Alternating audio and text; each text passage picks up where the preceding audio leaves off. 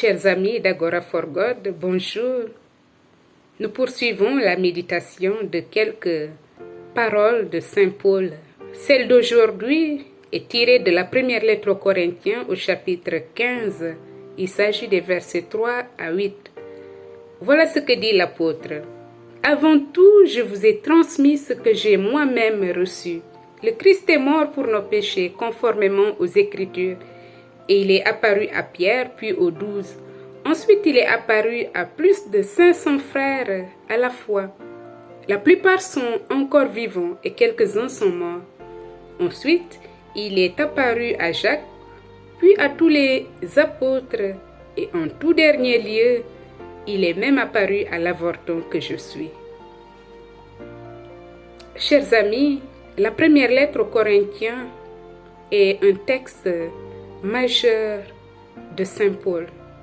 Il traite d'un bout à l'autre d'un sujet, l'unité de l'Église fondée sur la mort et la résurrection du Christ. Et c'est ce qui fait que la question du corps est un leitmotiv de l'épître.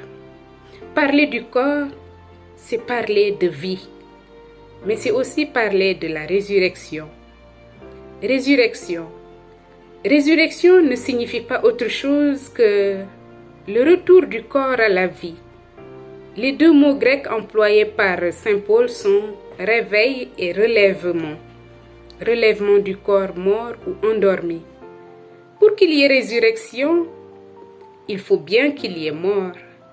Et la mort ne survient que s'il y a un corps vivant.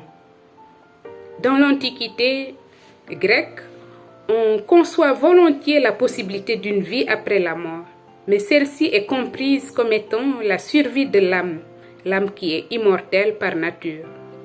L'idée du retour du corps à la vie est quant à elle impensable pour les Grecs de l'Antiquité.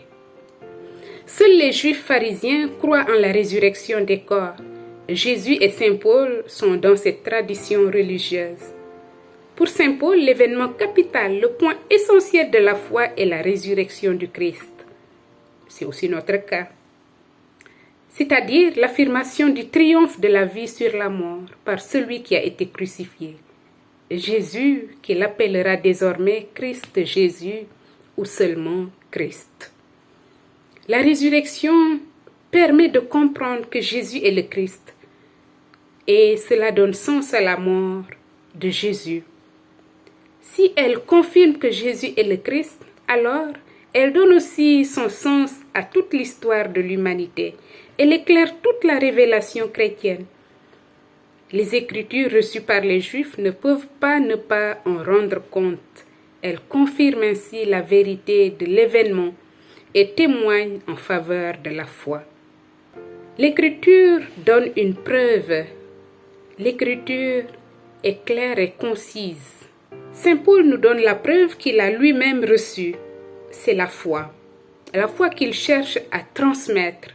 S'il se présente comme le dernier de la longue tradition des témoins de la résurrection, c'est pour crédibiliser son propos, mais c'est plus encore pour nous montrer la dimension ecclésiale qui est nécessaire dans la foi.